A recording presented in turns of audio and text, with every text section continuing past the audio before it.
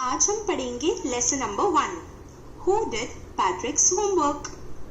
Patrick never did homework. Too boring, he said. Patrick कभी भी अपना होमवर्क नहीं करता था. वो कहता था ये बहुत ही बोरिंग है, उसे इस काम में उसे होमवर्क करने में मजा नहीं आता.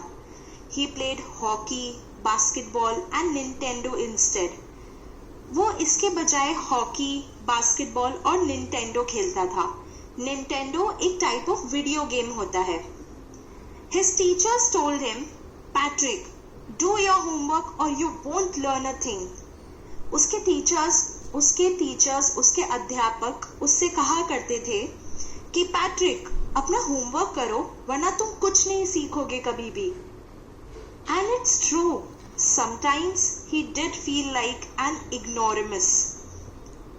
और ये सही भी है. कभी उसे ऐसा महसूस होता था जैसे वो एक इग्नोरेमस है. इग्नोरेमस का मतलब होता है एक ऐसा ignorant person who lakhs education. मतलब एक ऐसा इंसान जिसमें शिक्षा का अभाव दिखता है, जिसमें ये दिखता है कि वो पढ़ता नहीं है या वो पढ़ नहीं पाता. But what could he do? He hated homework. पर पैट्रिक कर भी क्या सकता था, उसे होमवर्क से नफरत थी, उसे होमवर्क करना बिल्कुल पसंद नहीं था. Then one day he found his cat playing with a little doll and he grabbed it away. एक दिन उसने अपनी पालतू बिल्ली को एक छोटी सी डॉल के साथ, गुड़िया के साथ खेलते देखा और उसने एकदम से छीन लिया.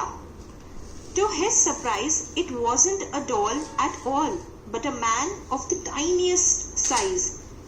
वो इस बात को देखकर बहुत चौंका कि वो एक डॉल यानी कि गुड़िया नहीं थी बल्कि एक आदमी था, वो भी बहुत छोटा, सबसे छोटे साइज का आदमी था. He had a little wool shirt with old-fashioned breeches and a high tall hat much like a witch's.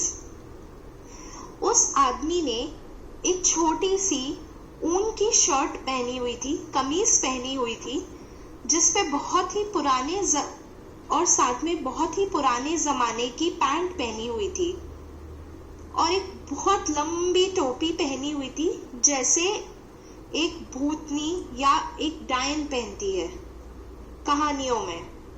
He yelled, "Save me! Don't give me back to that cat! I'll grant you a wish. I promise you that." वो आदमी चिल्लाया, मुझे बचाओ, मुझे वापस उस बिल्ली को मत दो, मैं तुम्हारी एक इच्छा पूरी करूंगा, मैं तुमसे ये वादा करता हूँ. Patrick couldn't believe how lucky he was. Patrick को विश्वास नहीं हुआ कि वो कितना लकी है. Here was the answer to all of his problems. उसे उसकी सारी परेशानियों का जवाब मिल चुका था. और कौन सी परेशानी? उसके होमवर्क की परेशानी. So he said, "Only if you do all my homework till the end of the semester, that's 35 days. If you do a good enough job, I could even get A's."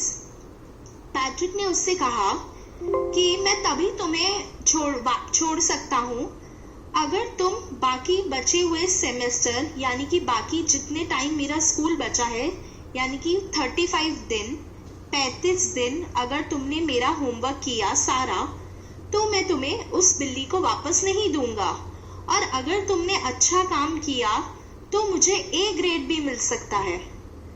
The little man's face wrinkled like a dishcloth thrown in the hamper.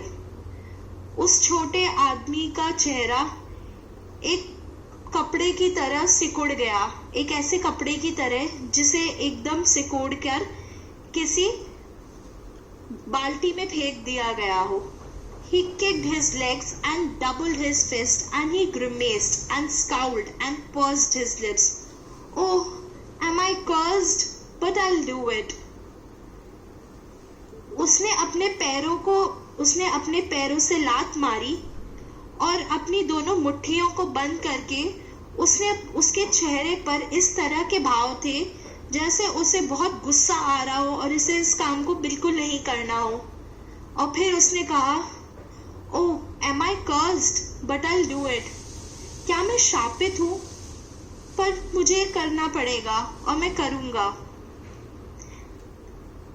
And true to his word, that little elf began to do Patrick's homework. Except there was one glitch. The elf didn't always know what to do and he needed help. Help me, he would say. And Patrick would have to help in whatever way. और अपनी बात को सही रखते हुए उस छोटे से आदमी ने पैट्रिक का होमवर्क करना शुरू किया। पर इन सब में बस एक ग्लिच था। ग्लिच का मतलब एक कमी थी, एक गलती थी। उस एल्फ को हमेशा ये नहीं पता होता था कि क्या करना है और उसे मदद की जरूरत पड़ती थी। तब वो पैट्रिक से कहता कि मेरी मदद करो और तब पैट्रिक को उसकी मदद करनी पड़ती थी, कैसे भी करनी पड़े। I don't know this word, the elf squeaked while reading Patrick's homework. Get me a dictionary. No, what's even better, look up the word and sound it by each letter. वो एल्फ यानी कि वो छोटा आदमी इतनी जोर से चिल्लाता था कि मुझे ये शब्द नहीं पता, मुझे एक डिक्शनरी यानी कि एक शब्दकोश ला कर दो। नहीं, उससे अच्छा होगा कि तुम खुद उस शब्द को ढूंढो और मुझे एक एक लेटर यानी कि एक एक अक्षर को बोलकर सुनाओ कि वो कैसा साउंड करता है, वो कैसा सुनने में है शब्द। When it came to maths, Patrick was out of luck. What are timetables? The elf shrieked. We elves never need that.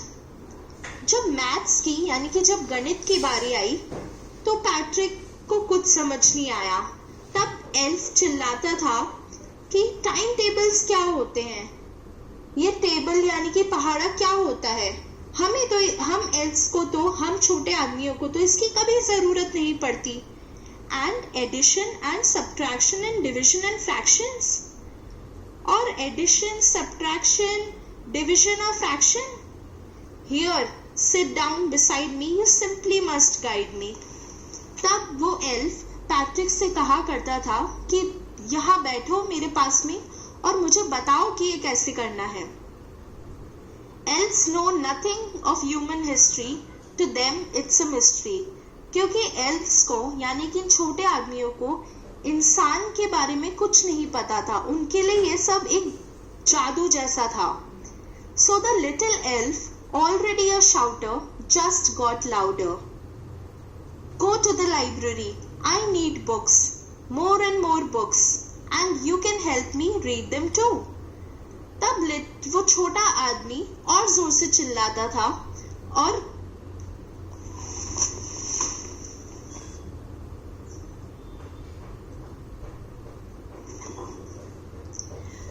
Go to the library. I need books, more and more books, and you can help me read them too. वो Patrick से कहता कि अपनी library जाओ और मुझे किताबें चाहिए और बहुत सारी किताबें, और तुम मुझे मदद करोगे उन्हें पढ़ने में भी। As a matter of fact, every day in every way that little elf was a nag. और तब हर दिन हर तरीके से वो छोटा एल्फ, वो छोटा आदमी पैट्रिक को परेशान करता रहता था, हमेशा शिकायत करता रहता था किसी न किसी बारे में और उसे कुछ न कुछ करवाता रहता था। Patrick was working harder than ever and was it a drag? Patrick पहले से भी कहीं ज्यादा मेहनत कर रहा था और उसके लिए ये सब बिल्कुल भी अच्छा नहीं था, उसे इस काम को करने में बिल्कुल मजा नहीं आ रहा था। He was staying up nights, had never felt so weary, was going to school with his eyes puffed and bleary. वो रात भर जाग रहा था और उसे कभी भी ऐसा महसूस नहीं हुआ इतना गंदा। वो स्कूल अपनी सूजी हुई आंखों के साथ और बहुत थके हुए मन से जाता था। Finally, the last day of school arrived and the elf was free to go. आखिरकार स्कूल का आखिरी दिन आ गया और वो एल्फ आजाद था अब जाने के लिए। As for homework, there was no more. So he quietly and slyly slipped out the back door.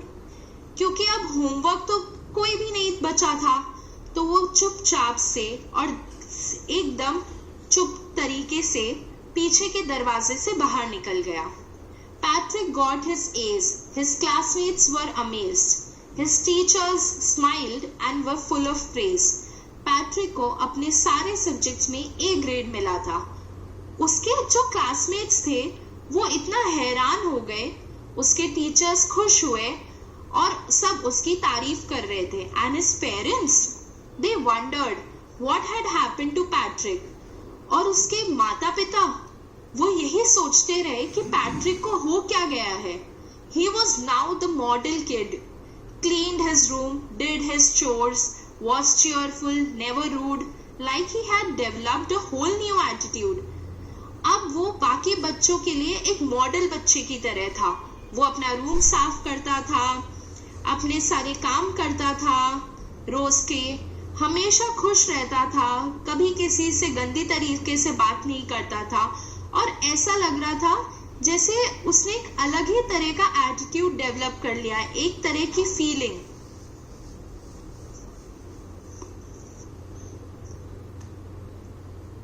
You see, in the end, Patrick still thought he would make that tiny man do all his homework. But I'll share a secret. Just between you and me, it wasn't the elf. Patrick had done it himself. By Carol Moore.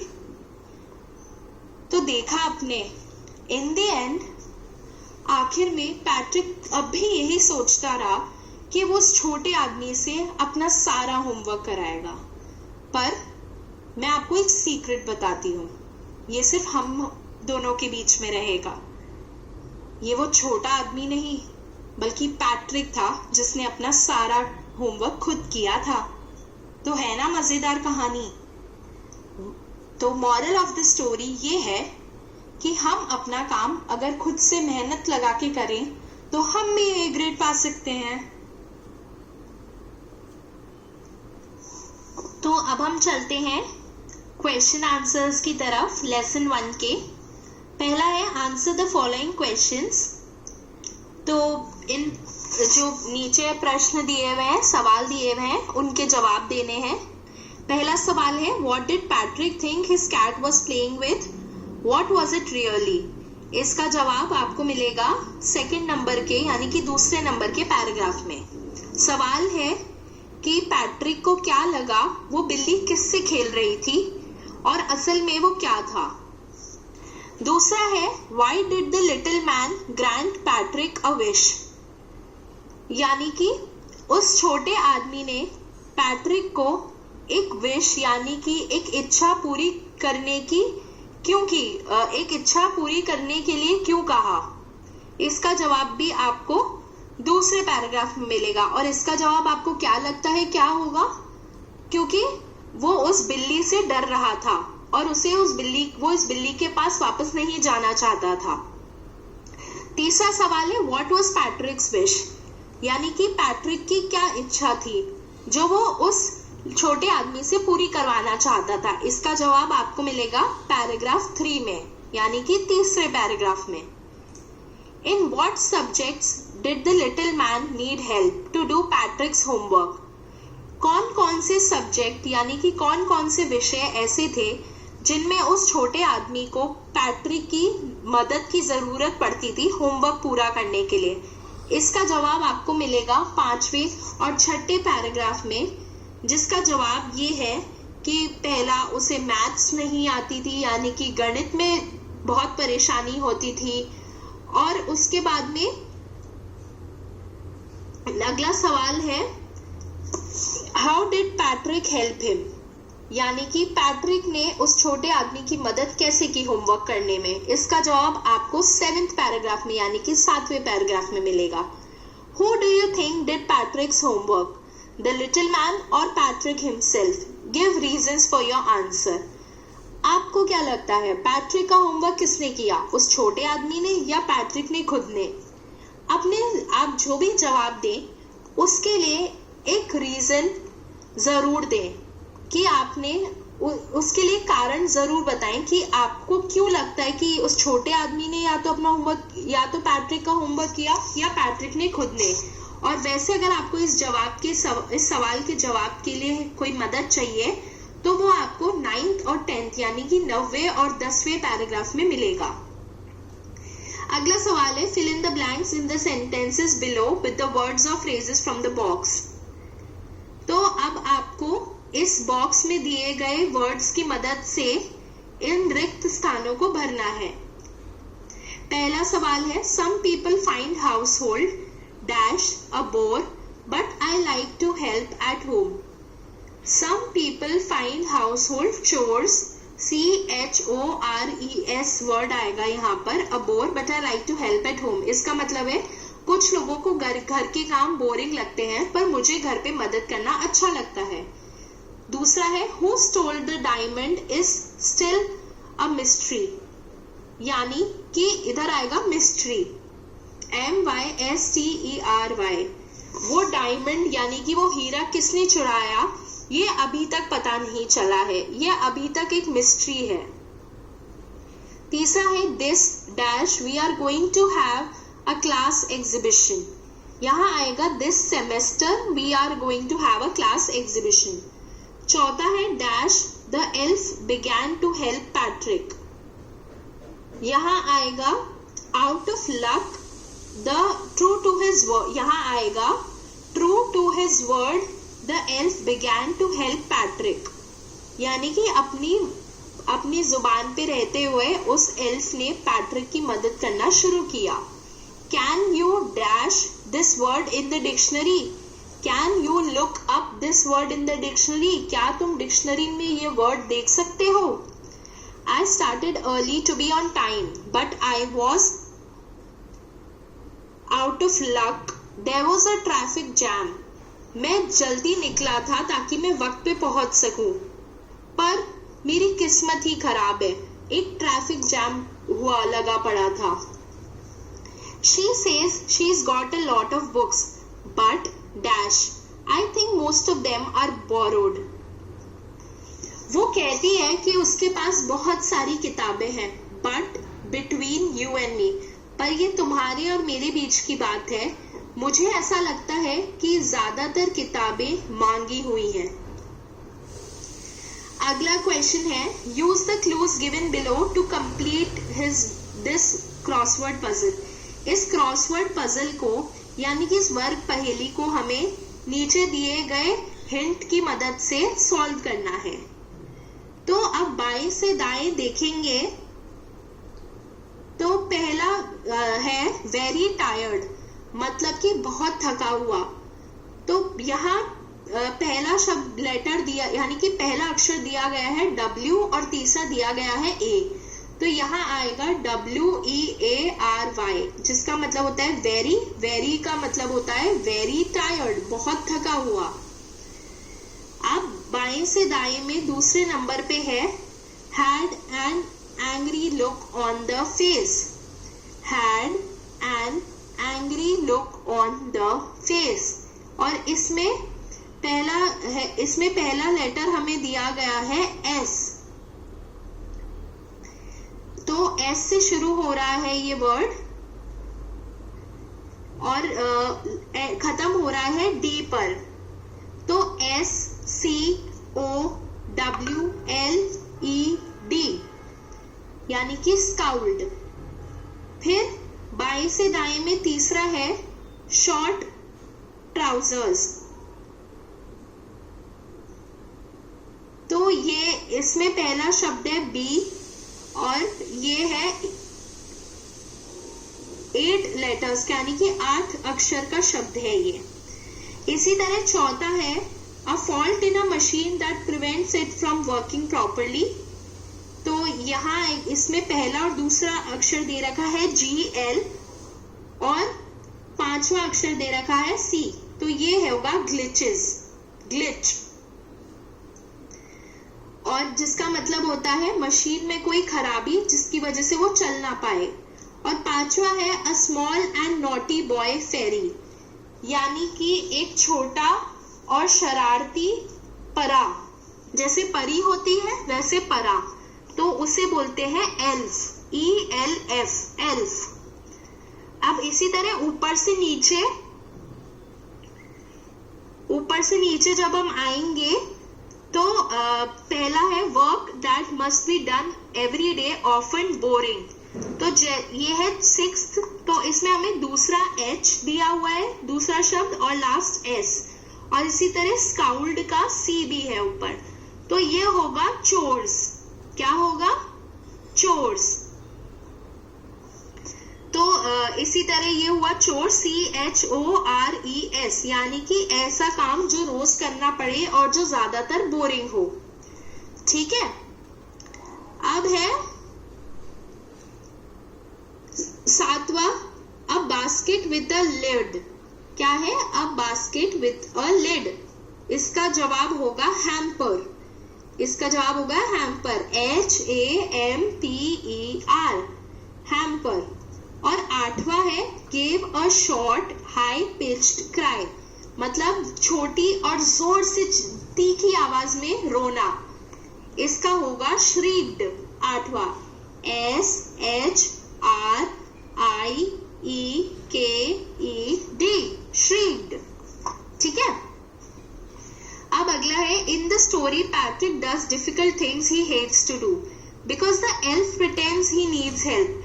Have you ever done something difficult or frightening by pretending about it in some way? Tell your classmates about it. इस कहानी में Patrick बहुत मुश्किल चीजें करता है जो उसे करना बिल्कुल पसंद नहीं है, क्योंकि वो एल्फ ऐसा दिखाता है कि उसे मदद की जरूरत है, यानी कि वो छोटा आदमी ऐसे दिखाता है, उसे मदद चाहिए। क्या आपने कभी ऐसा कुछ मुश्किल का काम या कुछ डरावना काम किया है? किसी और को ऐसा दिखाकर किसी न किसी तरीके से, तो अपने सहपाठियों को, अपने क्लासमेट को, अपने दोस्तों को इस बारे में बताइए। Say what you feel about homework.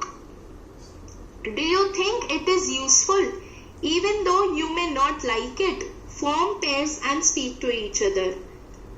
आप ये बताओ कि आपको होमवर्क कैसा लगता है।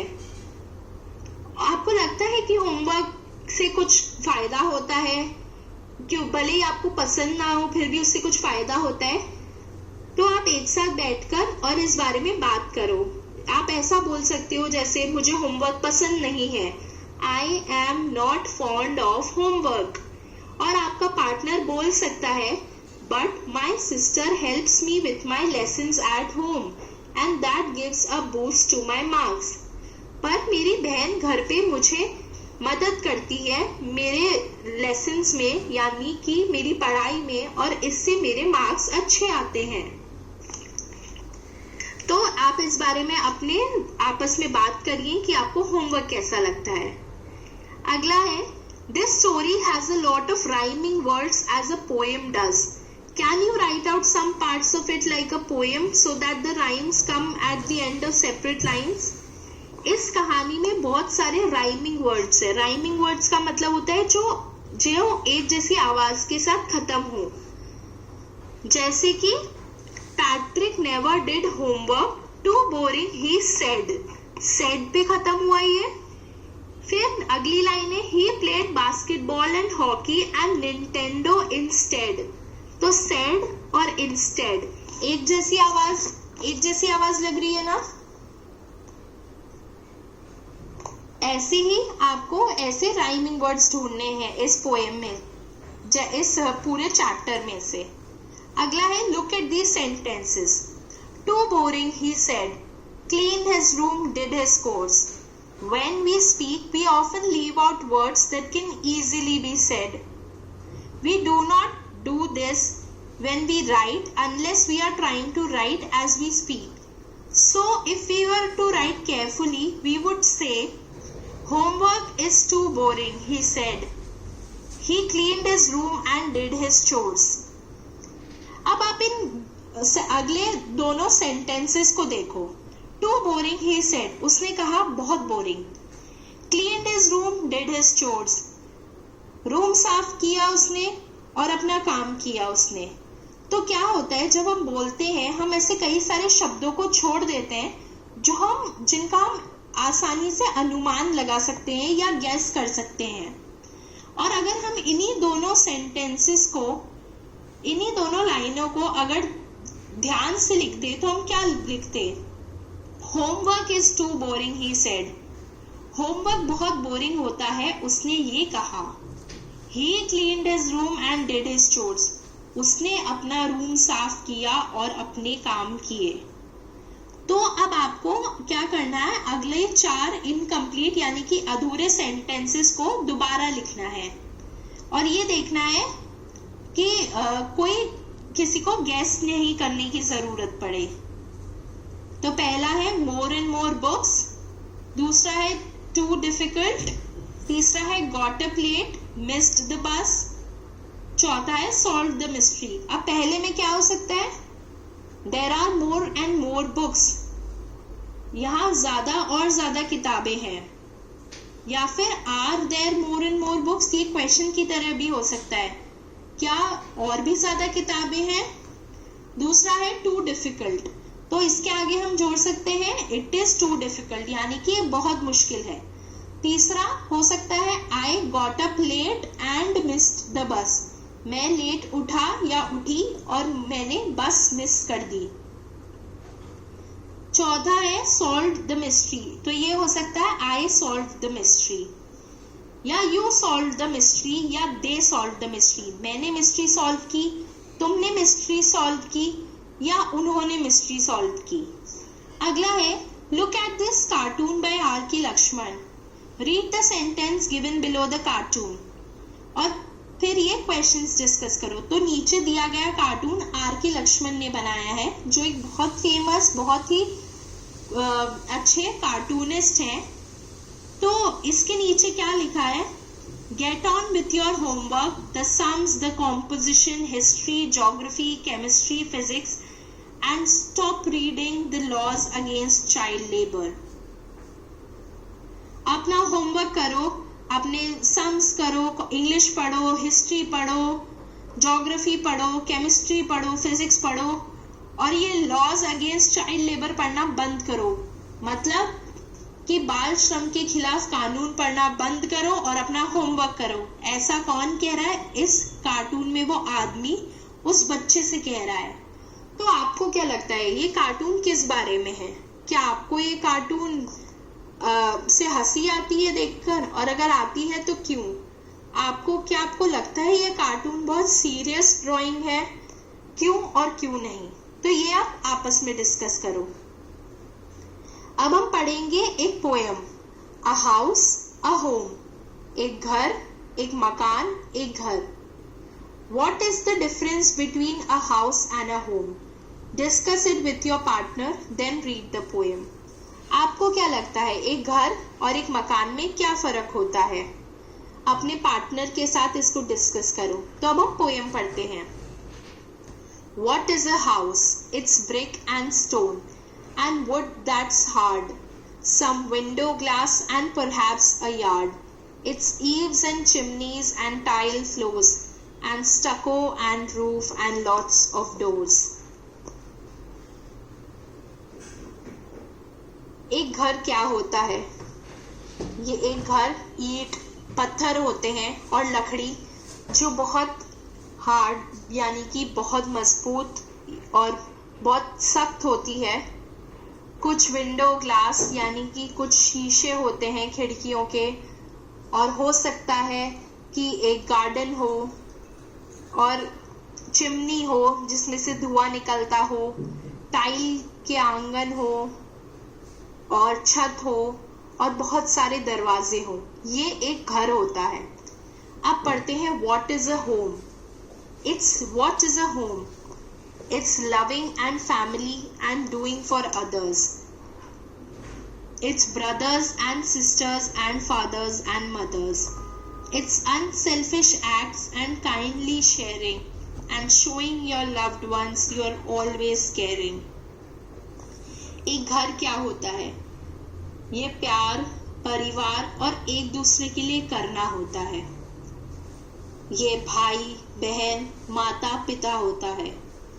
इसमें निस्वार्थ भाव से किए गए काम होते हैं और एक दूसरे के साथ बांटना चीज़ों को और अपना प्यार अपने अपने प्यार करने वालों को दिखाना और उनकी हमेशा परवाह करना, ये होता है एक घर।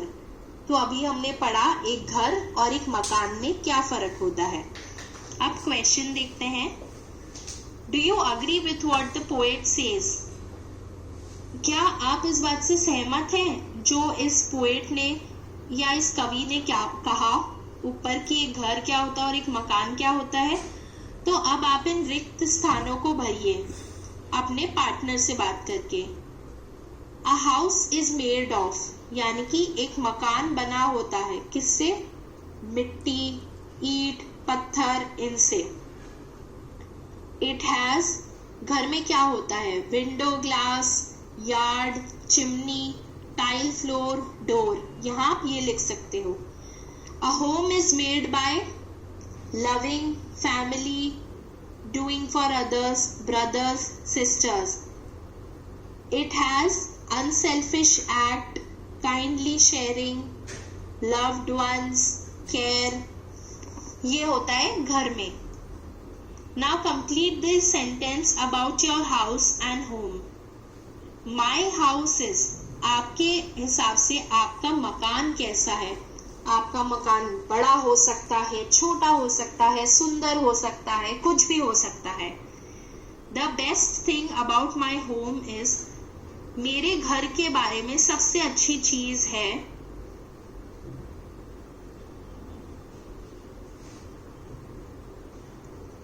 तो इस तरीके से खत्म होता है हमारा पहला लेसन।